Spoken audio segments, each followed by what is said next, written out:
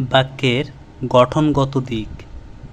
গঠনের দিক থেকে বাক্য তিন প্রকার, যথা এক সরল বাক্য, যে বাক্যে একটি মাত্র উদ্দেশ্য, কর্তা ও একটি মাত্র বিধেয় সমাপিকা ক্রিয়া থাকে, তাকে সরল বাক্য বলে। যেমন দীপা বই পড়ে, রাসেল ক্রিকেট খেলে। বাক্য দুটির কর্তা হচ্ছে দীপা ও রাসেল। পড়ে ও খেলে বাক্য দুটির সমাপিকা ক্রিয়া। জটিল বা মিশ্র বাক্য। জটিল বাক্যের অপর নাম মিশ্র বাক্য।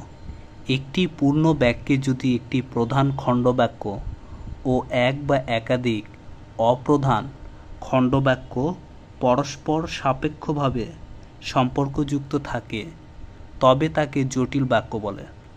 যেমন, যারা মাতৃভাষার মূল্য দেয় না, তারা মায়ের মূল্য দিতে জানে না। যেই তার দর্শন পেলাম, সেই আমরা প্রস্থান করলাম। যেহেতু তুমি বেশি নম্বর পেয়েছ, সুতরাং তুমি প্রথম হবে।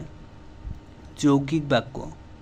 দুই বা ততোধিক সরল বা জটিল বাক্য যখন ও, এবং, আর, কিন্তু, তথাপি ইত্যাদি অব্যয়ের সাহায্যে যুক্ত থাকে, তখন তাকে যৌগিক বাক্য বলে।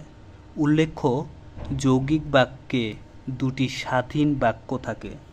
যেমন, সে গরিব কিন্তু সৎ, তার বয়স বেড়েছে কিন্তু বুদ্ধি বাড়েনি।